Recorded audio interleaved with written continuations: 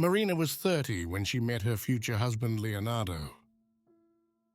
Subscribe to the channel and activate the bell so you don't miss any of our stories. Let's get started. He was 9 years older than her, and Marina thought that at his age, he should be experienced, wise, and have serious intentions. They met in the beauty salon, where Marina worked as a beautician.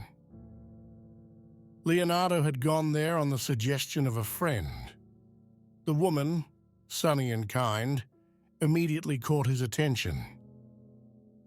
Leonardo suggested they meet for coffee. At the time, Marina was single, and despite having put off dating for years, this time she decided to give Leonardo a chance. There was something about him that intrigued her. Their first meeting went wonderfully. The only thing Marina noticed was that Leonardo often looked at himself in the mirror, but being used to men who took great care of their appearance, she didn't pay attention. When Leonardo proposed a second date, she gladly accepted. Thus began their story. Leonardo wasted no time, and after 4 months of dating, he asked Marina to marry him. "We are adults and happy together, so why postpone the wedding?" "Do you agree with me?" he insisted. Marina, a little disconcerted, agreed, although she later regretted it more than once. It was her first serious relationship. Before that, she had only had brief courtships.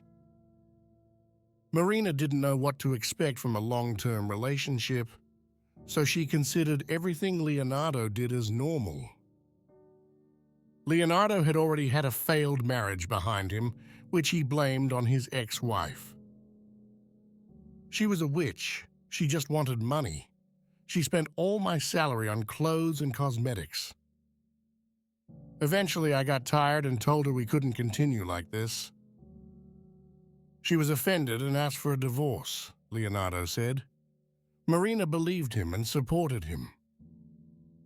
"She's terrible, a materialistic witch," he said. "How did you not notice that before?"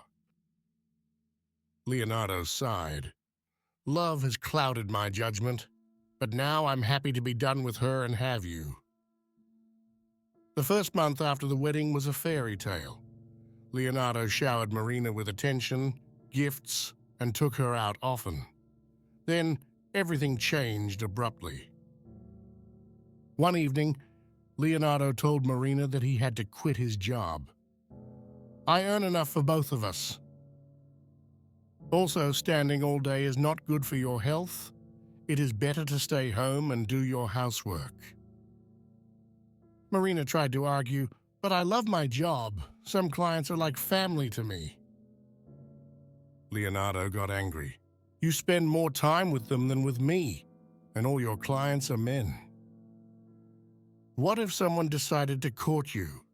Eventually, Marina had to give in and quit her job. Leonardo was not happy with any other job Marina was looking for. He wanted her to devote herself completely to the house. In addition, she began to control the family budget strictly. Marina could not spend a cent more. The arguments were frequent, and she didn't understand why Leonardo had changed so much. Marina proposed several times to have a child, but Leonardo didn't want to hear of it.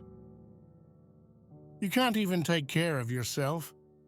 How do you think you can handle a baby?" he told her. Marina once again accepted Leonardo's decision. Before continuing, give a like if you are enjoying this story. Thank you so much for your support. Perhaps Marina would have continued to put up with everything if she hadn't discovered that Leonardo was boasting about their relationship with his friends. The wife of Fabio, one of Leonardo's friends, revealed everything to her. During their meetings at the billiard club, "Your husband brags about having control over you," he told her.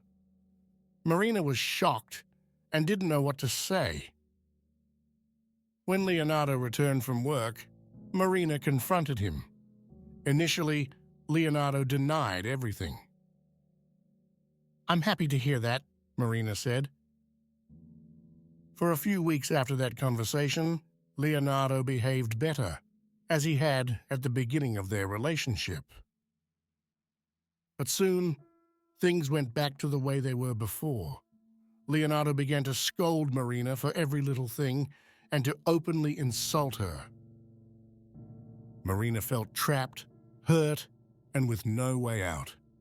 She feared that Leonardo would leave her and that it would be her fault for not being the perfect wife.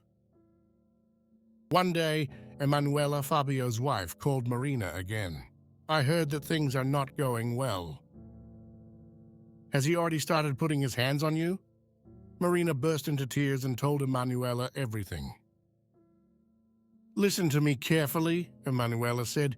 "You have to think of yourself first. Don't let him destroy you."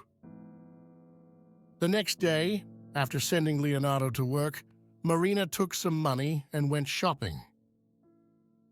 She bought herself a new dress, some cosmetics, and the coffee that she loved, but had never bought because Leonardo didn't like it. She also went to the hairdresser for a new cut. When she got home, she made herself a coffee and waited for Leonardo. When Leonardo returned and smelled the coffee, he started screaming. He entered the kitchen and saw Marina in her new clothes and makeup. "Where do you think you're going like this? Did you spend the money on this?" Marina smiled and replied, "Yes, I spent the money you gave me. After a year, I think I deserve a dress. I bought it for you. I want to look beautiful for our divorce." Leonardo exploded with anger. "How dare you talk to me like that? Without me, you are nothing." Marina, calm, took out a suitcase. "I hope we get divorced soon. I have packed all your things. Now please leave my apartment." Angrily, Leonardo took his suitcase and left. The house was Marina's, inherited from her grandmother. The next day, Marina returned to work. Many customers had asked about her, happy to have her back. Finally, Marina understood that Leonardo's ex-wife had been a victim like her. She hoped that every woman in a similar situation would meet someone like Emanuela, who would help her believe in herself and break free from an abusive relationship. What would you do in Marina's place? Write your experiences or opinions in the comments.